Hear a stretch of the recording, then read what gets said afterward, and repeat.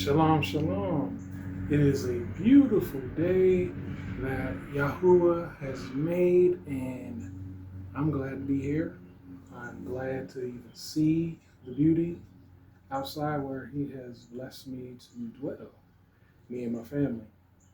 Welcome again. This is going to be part 2 of why I left Christianity. And if you remember the first video, I explained some events that happened in November of 2024. There was one major event that I missed, and I want to recap that and go forward through the story. If you hear my dog barking, forgive me, or if you hear the people mowing the lawn or anything like that outside with nature, it's just what it is. Nature is nature, but I got my trusty book here so I can stay on topic and, not be scatterbrained.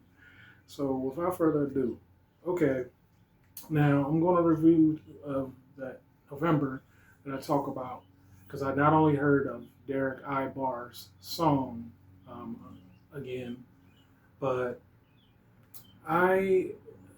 it was an election that happened, okay?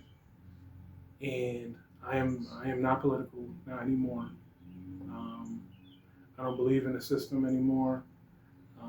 That's another story down the road, but I don't believe in the system. And needless to say, I was disappointed in the results. I'm part of the 79, and my wife's part of the 92. Everybody knows that.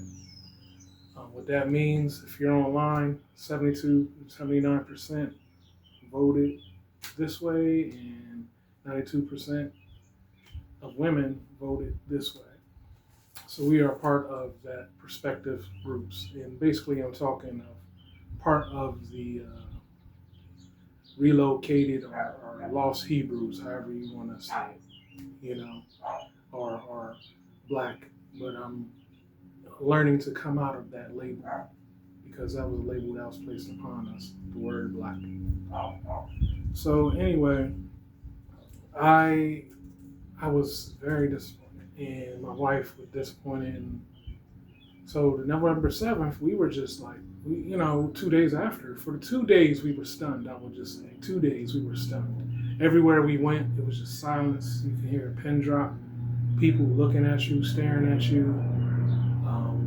Are they gonna do this? Or are they doing that? And I'm not the only one receiving these looks. This is like, you would hear stories nationwide. People know what I'm talking about without going too deep. But no, the Most High had me. What I was gonna say is that made me want to just turn to Him more, because I'm like, if this can happen, you got to go to the Most High. And I'm thankful in one sense that it did, because I think it woke me up a lot faster. It's because I was frequently in the Word. There's no man that's going to save you, beloved. It's the Most High Yahuwah and His Son YAHUSHA, HAMASHIACH, who is the Messiah, who also has the Father's name in His name, Yahu. So one is Yahuwah, one is YAHUSHA. Anyway, so we were just stunned. I've been reading blogs online that we are going to take a collective rest. A certain portion of the lost Hebrews. That's another story. Or black people. And we are just going to focus on our communities, our family, and everything. And I felt it went right in line with the Most High had wanted. It's no coincidence that nationwide, even other nations that was making videos about the results and the fallout, it's almost like a coordinated effort. And nobody talked to each other. Nobody said anything. We didn't call each other up and say, hey, this is how it is. This is nothing but the Most High Yahuwah. And while certain people may disagree, that's how I see it. I mean, it's a huge thing across the world if you want to, take it, but it was a huge thing. So we're wrestling, and I think that's biblical, Of course, you still love your people, love on people, but apart with knowing who you are finally, with Deuteronomy 28, it's about, hey, we got to focus on our folks as well, too.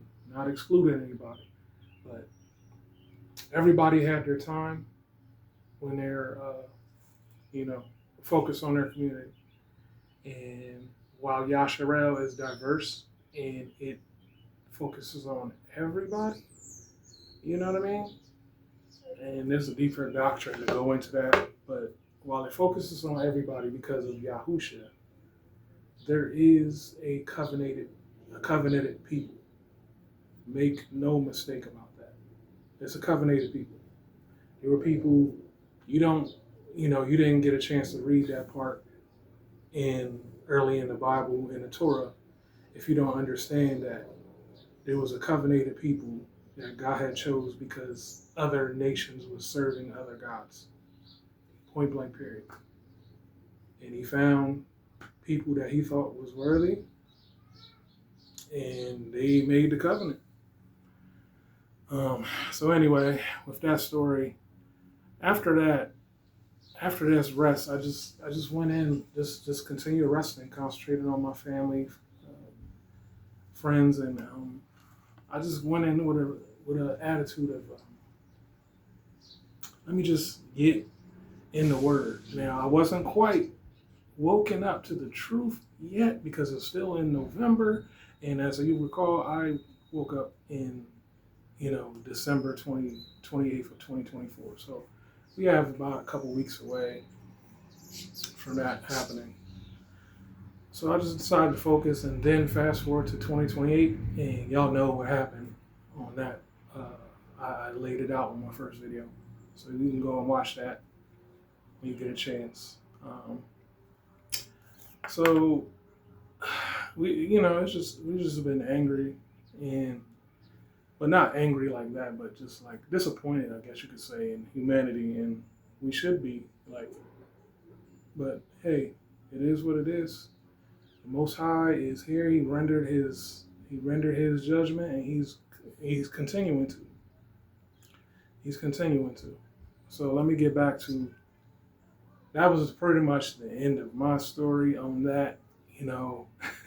I went in straight, like 4 days straight after December 28th, to sum it up. Just nothing but absorbing videos, finding out doctrine was wrong, finding out all the problems with Christianity. So much so that my wife asked me to watch sports and play video games, something that I usually do, but not during this time. I'm like, I can't believe I was under this doctrine for so long. So, I mean, let me say it like this. Don't get me wrong. There are a lot of people in the Christian community that desire a loving relationship with Yahuwah and have done things and have sacrificed their lives to do that. Meaning, when I mean sacrifice in this instance that I'm talking, I mean they're still alive. So, when I mean they laid down the sacrifice, I'm not sure if they researched the doctrine of Christianity, because it was just passed down from our parents. That was it. It was just passed down from our parents, our grandparents, whoever we may have heard from. You were told to do this, this, this, and obey, and that's it. That's pretty much it, Didn't really ask questions. I didn't really ask questions. You sit up here and you listen to the preacher person, and you go home and reflect on it for a little bit, and that was it. But I don't think most of them know, because Christianity concentrates on the New Testament and just completely ignores the Old Testament. You might go back in for a story or two to prove a point, or but there's no real study because there's a lot of teachings there. That's what the Torah means, teaching. That's the Most High's teaching. So I'm already getting to the 10-minute mark, so sorry. I'm going to get to these points, and then I'm going to end the video. So one of the other points that I made about leaving Christianity was the dietary laws in Leviticus 11. I will say this, my experience, I was never taught about the dietary laws. My mom told me like one or two things about don't eating animals with, that doesn't have a hoof or a cloven toe or something like that. I'm paraphrasing here, but that's as far as she went into it, and it's not her fault, but that's just all we talked about. I wasn't in my word. So when I read in Leviticus 11 about no pork, no ocean animals that doesn't have fins or scales, that includes shrimp and crab and catfish, I was shocked. I was shocked, I was like, wow. And then I just started following these things. But the Christian church doesn't really talk about it. And not in my 30 years. I can't really recall one sermon about Leviticus 11 and these dietary laws. Not one in 30 plus years. And fake people, what they say is people think that YAHUSHA abolished the law so you can kind of go ahead and eat pork, eat whatever you want. But that's not the case. What YAHUSHA came down here to do is reconcile his people first. Then he went to the Gentiles to, reconcile so everybody could be a part of this covenant because of my sacrifice. However, he came out just like in Matthew 5. He said, I didn't come out to abolish the law, and the law that he did away with was the law of sin and death. That's animal sacrifice. Totally different from the Torah. You still gotta follow the 10 Commandments, all the statutes, all the high holy days, all the Sabbath. That's a sign for Most High forever. He said that is forever, no matter what.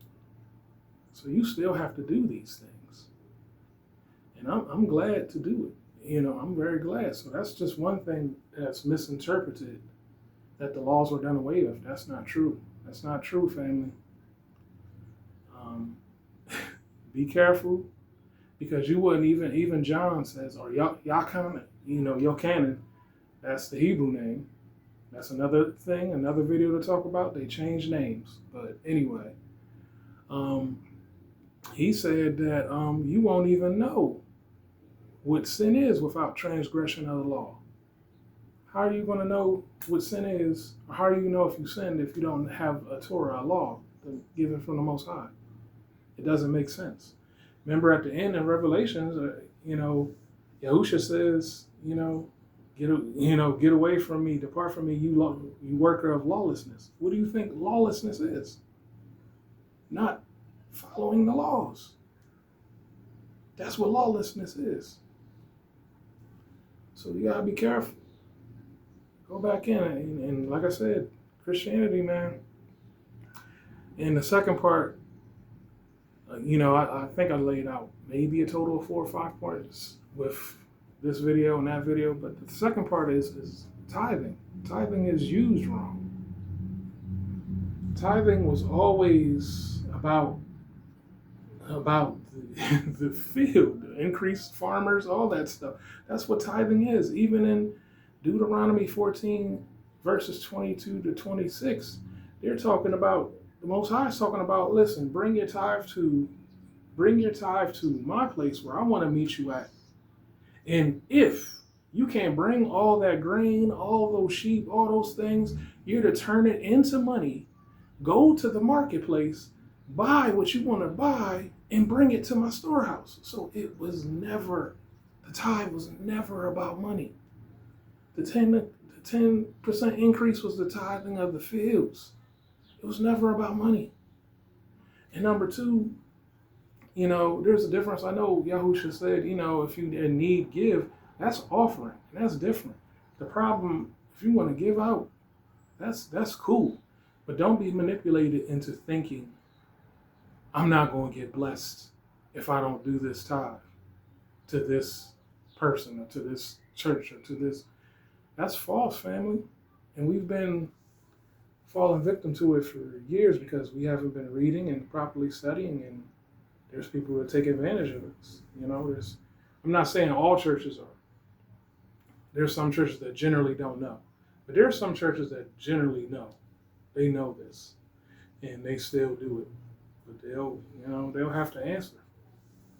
For those people who teaches them to break my commandments, they gotta answer to the Most High. I ain't got nothing to say about that. But yeah, Yahusha says, if you're in need to give, offering is awesome. Give out, help people in need, bless them. That's where the money comes in, if you have the offering. But don't feel pressure into, if I don't pay this tithe, I'm not going to get blessed. Because that's false.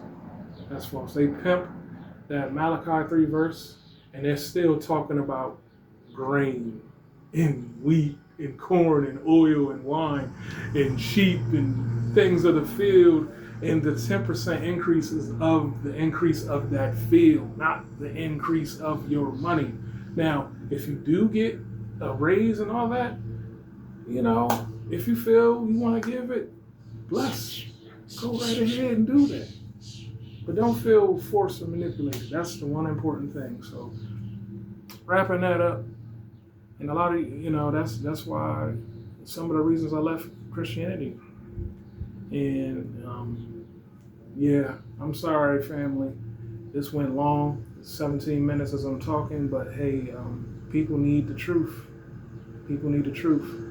I hope they'll tune in and fill it out for themselves and do the research, because we're not supposed to assimilate with these nations. We're supposed to be set apart. Christianity has 2.3 billion worshipers, maybe even more than that. But that was the last of my math check when I looked up, 2.3 billion. That's an awfully wide path when Yahusha said the path to life is narrow. I mean, think about it. But that's all I got for today, family. That's why I left Christianity, and I haven't looked back. And I'm thankful to the Most High Yahuwah and His Son. Great esteem to His Son, Yahusha, HAMASHIACH, the Messiah. I love you, Mishpacha, which means family. And Shalom, and have a great day or night wherever you are.